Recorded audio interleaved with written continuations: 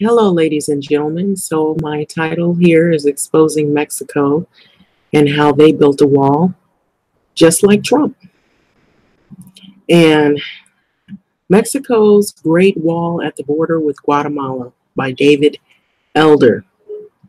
Okay, so there's this great talk that they're having about Mexico being hypocritical about Donald Trump building his wall.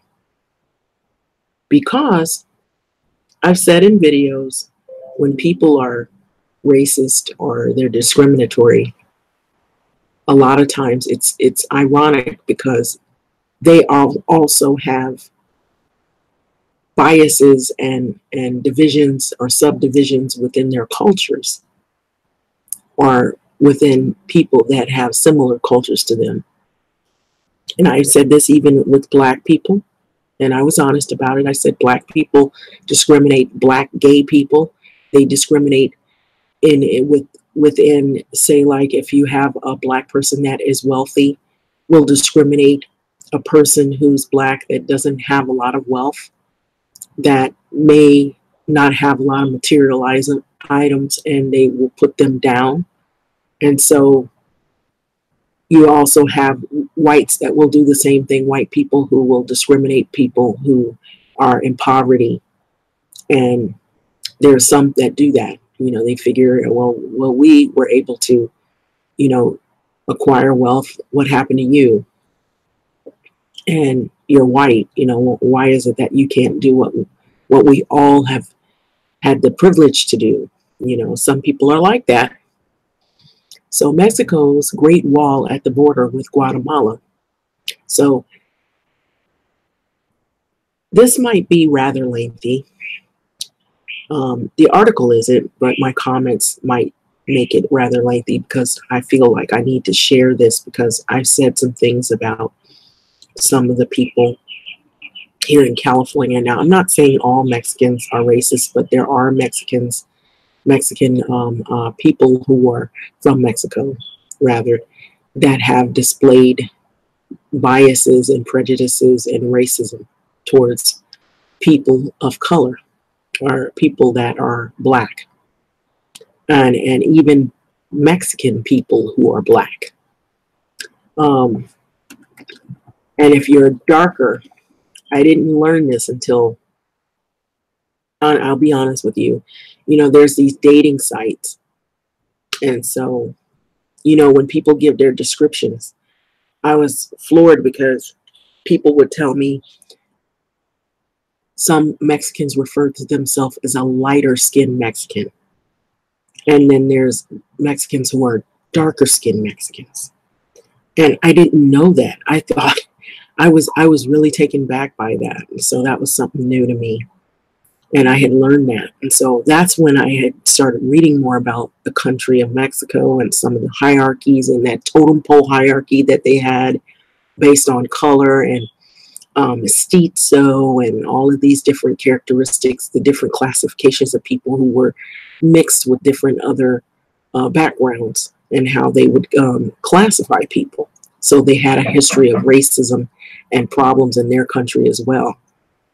And it's ironic because when they come to the States, they act as though, and I'm not trying to say I'm defending Donald Trump, but what I'm saying is that it's very ironic that people would say all these mean things about Donald Trump and his display of discrimination or bias when the very people that are saying this right in their country, they have had a history of this, and it is nothing new. They're no stranger to it. And also they have a wall that they built against Guatemalans. And so let's dig into this. And so the Mexico wall, Mexico-Guatemala border, built by Mexico to keep them out. Funny how it's okay for Mexico, but racist for Trump to build a wall. So they claim that they're trying to debunk this, okay? But we'll see, because there's different fighting about this issue. Why the wall was built and what is it really for. But I'm going to show you something more recent that is happening right now today. The internet is abuzz this morning with the revived claim that Mexico is hypocritical for defying Trump over his claim that they are against walls, since Mexico has its impenetrable wall on their southern border with Guatemala. So this article is by Snopes, which was published earlier and was updated yesterday, January 27th, 2017. So an author by the name of Dan Evon points out that the false claims created by a Facebook group called Americans for Common Sense uses pictures of existing walls and fences in Israel and the border wall between the U.S. and Mexico in southeastern Arizona. So they claim they have a few facts. They're trying to debunk this stuff, okay? But I want to show you what's going on now after this article. This is their argument in this article here. They claim it's a few facts. So the border between Mexico and Guatemala is 541 miles long and meanders through a rainforest for much of its length. The only barriers on the borders are the occasional fences at the border crossing in populated areas. The border is classified as porous by a reliable news source. And the Snopes article, which says Mexico's southern border, which Guatemala is notoriously porous, unlike the U.S.-Mexico border, which is sewed up with a massive fence and guarded by armed border agents, drones, and cameras. Mexico's southern border is almost impenetrable, or let's say imperceptible. Residents on both sides of the border circumvent the official border crossing by paying a few pesos, which is some coins or money, to get pushed across the slowly flowing Suchiate River on the makeshift inner tube rafts. So you see a sign here, you know, welcome to Guatemala. Okay. It says the existing 640 miles of wall and fencing on the U.S.-Mexico border is not up to the standards laid out by Trump.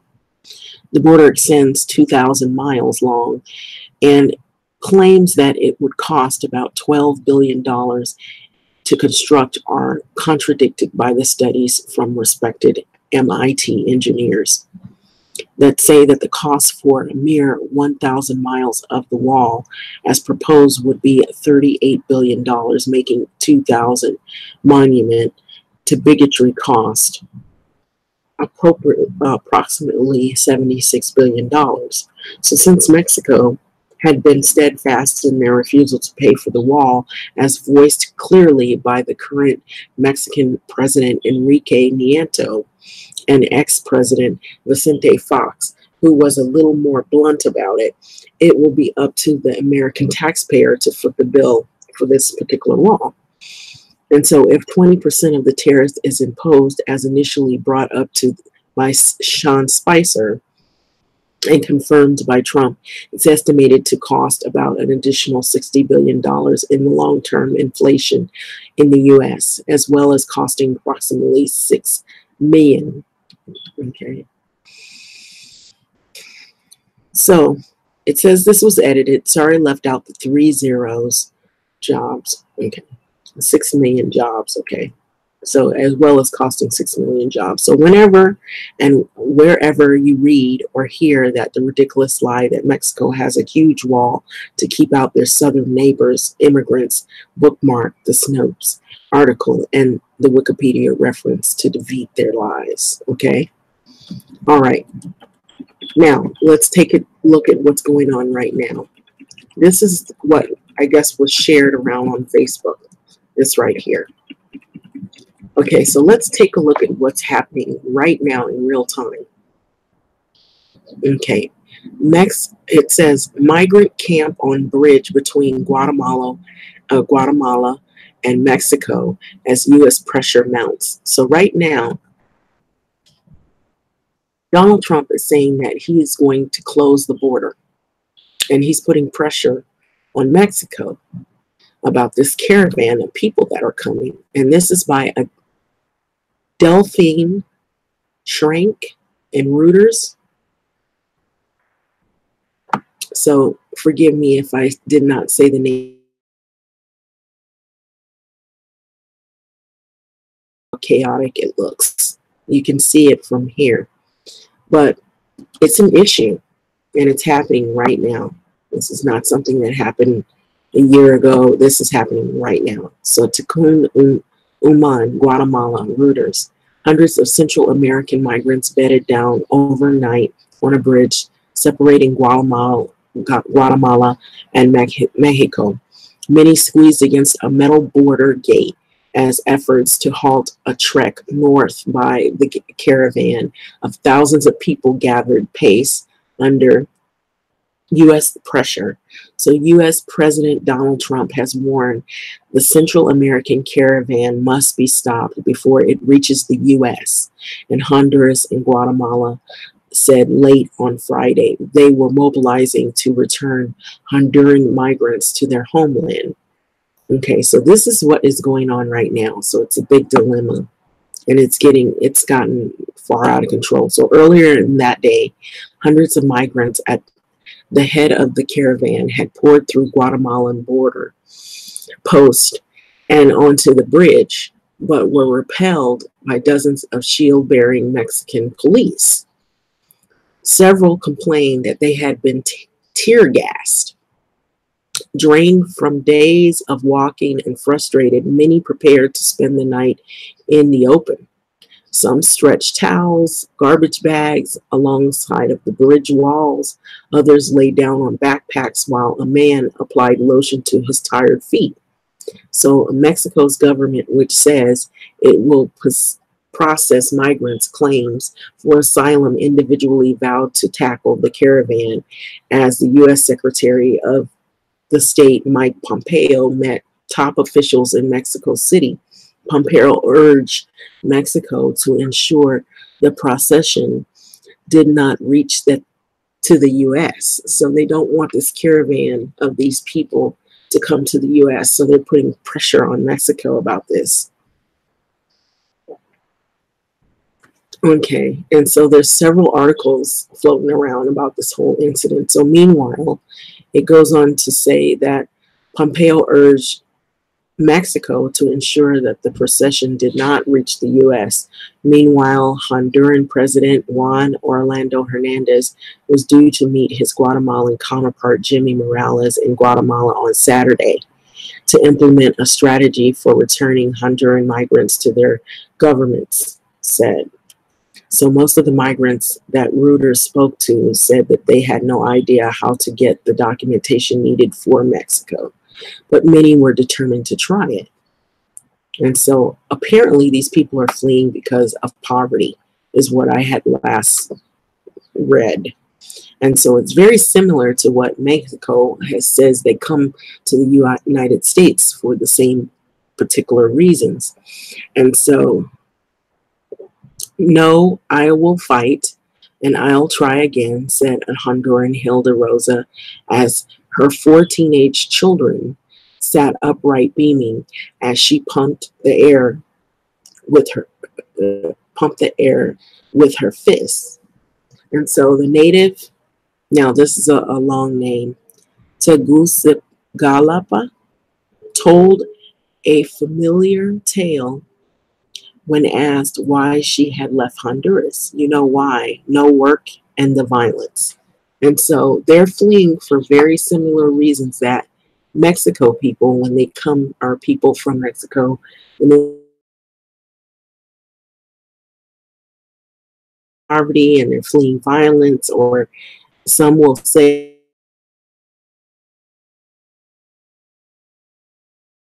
so that they can come here to the U.S.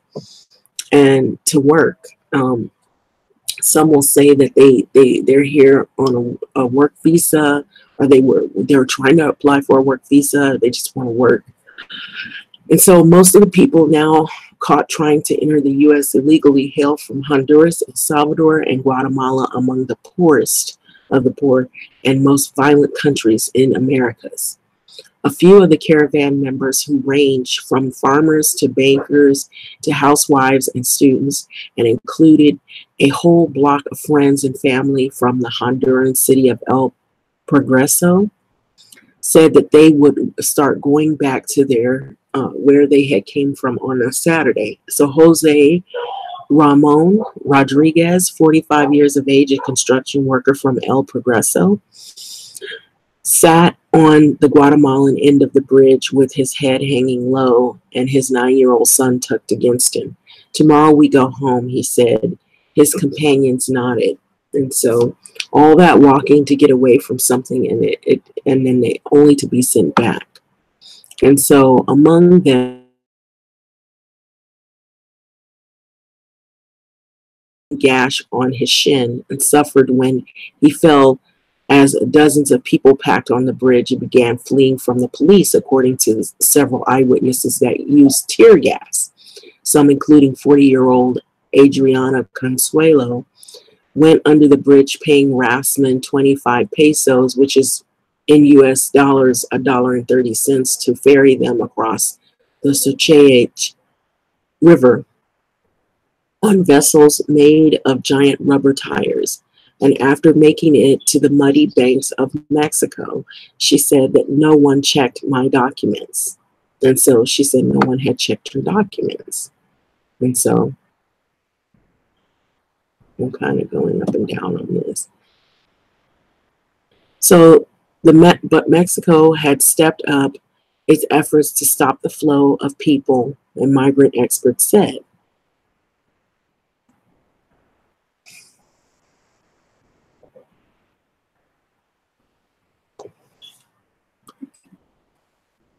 So every time there's a migrant caravan, there are police sent to the southern border, but we've never seen anything as dramatic as we are seeing today, said Eunice Rendon, coordinator of the migrant advocacy group Agenda Migrante. "This has everything to do with Trump," she said, or she added. And so she feels that it's more aggressive, there's more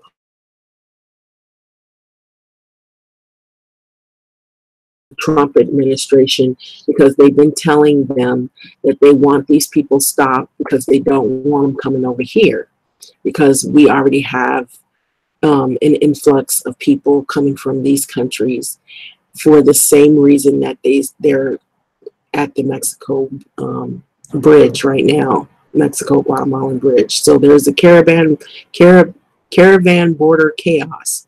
And so you're about to see something, and it is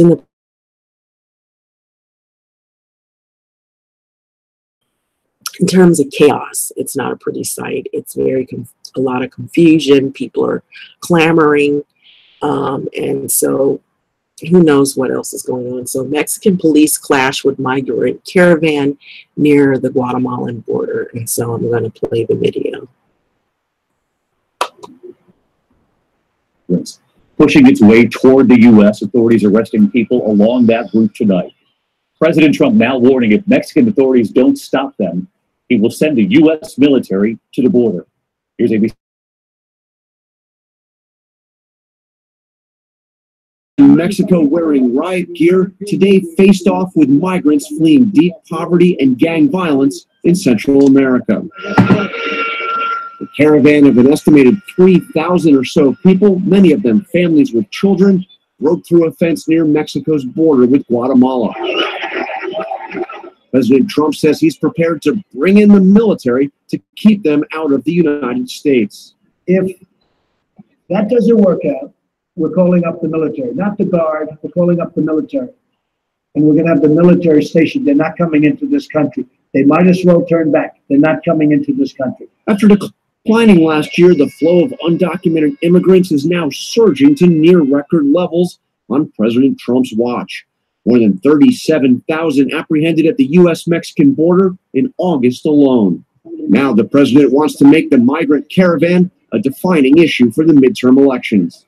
This will be an elect of Kavanaugh, the caravan, law and order, and common sense.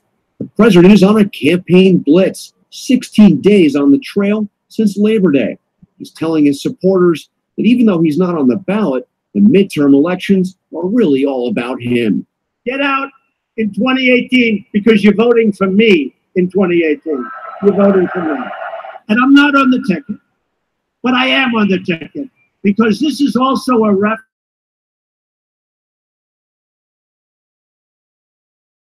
The president tells the Associated Press that if Republicans lose, it won't be his fault. John Carl with us live tonight from the White House. You heard the president there saying this is the election of Kavanaugh and the caravan, and President Trump is going to be campaigning not only in Arizona tonight and in Nevada tomorrow, John. We're going to see a lot of him in the days ahead. David, he will be a near constant presence on the campaign trail for the final 2.5 weeks before the midterms. In fact, if they stick to the current plan, the president will spend more days on the campaign trail than he does here at the White House between now and November 6th. David? The stakes are enormous. John Carl live at the White House. John, thank you. And so that's pretty much that video right there. If anything comes on, it's a commercial or whatever, something unrelated. But there's fighting back and forth. And some people say that Mexico built a wall as well. But some people are saying that Mexico's wall, even though it is still a wall, it's not as impenetrable as the U.S. border wall. And a wall is a wall, whether it's porous or whether it's impenetrable or not, or if it's a fence, it's still a wall. You still are indicating that you want to keep a particular group of folks out. And so what I find ironic is that Mexico has done the same thing. You know, there may be some other history to it, but they're now being pressured to keep this group out, and because they don't want them coming to the U.S. as well. And so, too, I want to add something. You notice that the Guatemalan people are a lot darker. I just had to add that in there. If you really look at them, a lot of them are a lot darker, even more so than the Mexican people. And I'm wondering if that, you know, Salvador and Guatemala and all these other places that are Central America, you notice that the other Latin people are, you know, have a lot more, you know, color to them, you know, in terms of who they are, and which points that they're closer to indigenous, or some, however, have African blood in them as well. I would be sure to say that. And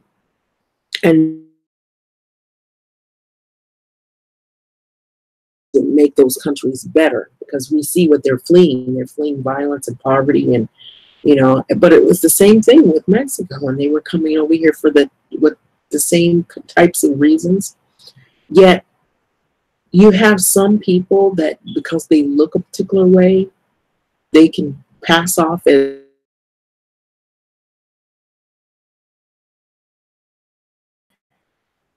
not all Latinos are white, or really they're, I wouldn't say that they are. The only people I think are really, could really pass that off is maybe people from Spain, because Spain is in Europe. Really look at the Spaniards, they could really say, yeah, we're white. But Mexico and all these other countries, Guatemala, when you start getting Central America and the people start changing, that is not white. I'm sorry to burst your bubble, but for those that are very well misinformed, all those people that are in those countries are not white. And you can see that. And so the lies that are being put out there are horrendous. And the other thing is, it is ironic that they wouldn't want Trump to build a wall when they have a wall. You know, I still look at it as a wall. I don't care what reason they built it for. To me, if you have a wall, you're specifically stating that this is your side of the land, and this is our side of the land. And you stay over there, and we stay over here. And that's, you know, simple. And so I find that extremely ironic, you know, and I'm going to say that. And, you know, what's sad is when people are fleeing a country that they claim has all this poverty and they want a better life, to come here and then display a level of racism toward people who have lived there, lived in the United States all their lives, I feel is wrong. It's contrary to what their cause is. And so I'm saying this, and I know some people are afraid to say the truth, but I'm going to be honest and say the truth, that sometimes people that are coming from somewhere else that claim that they're fleeing because they want to be treated better, they don't want to be discriminated, and they want a better life, is what we always hear the term.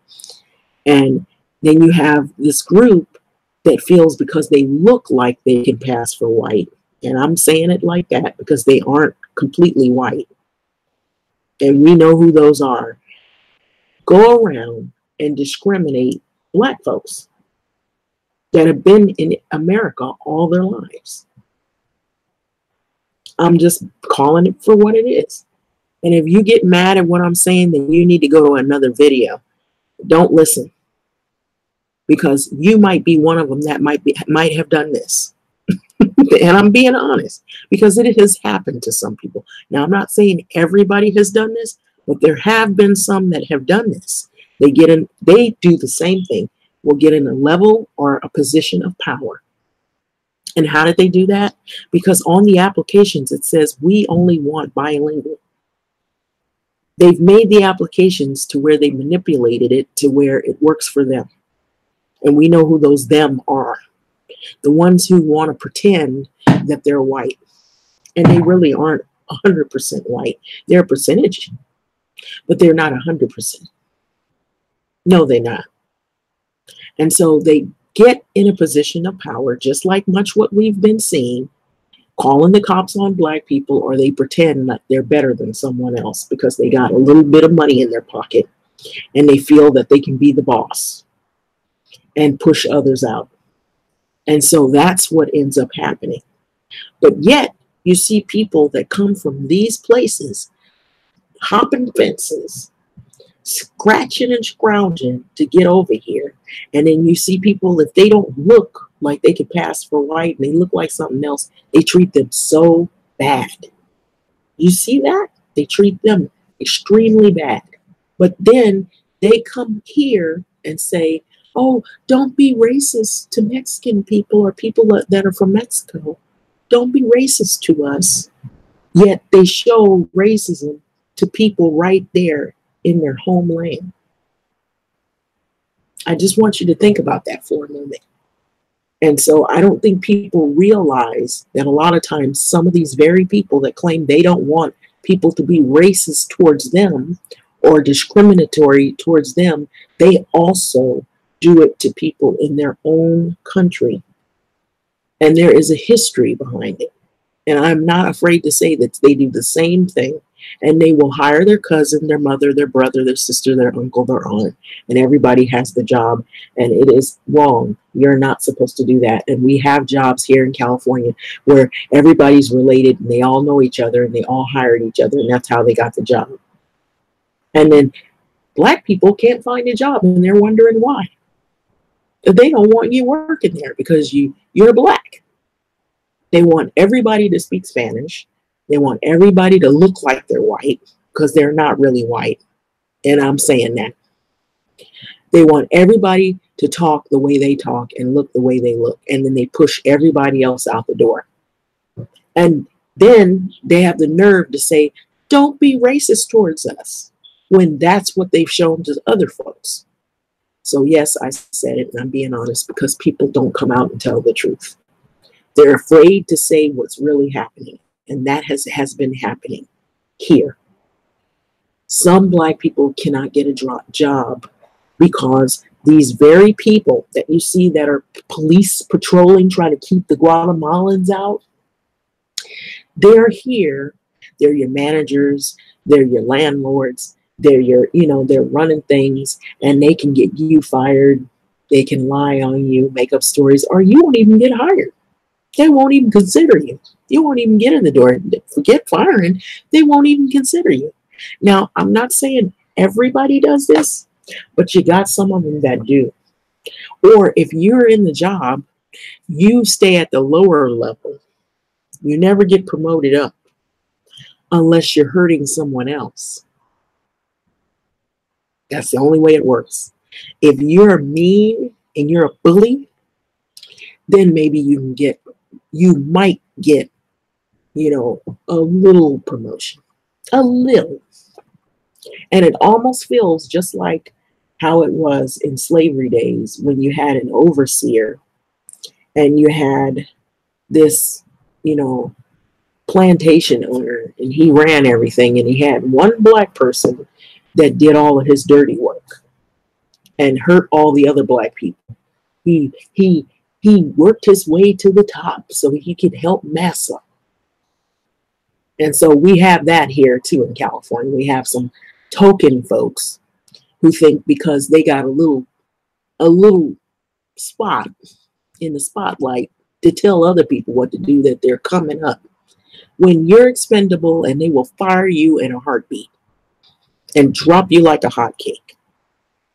I wouldn't trust any of these people. They're nothing but scoundrels. And so this is what we're seeing.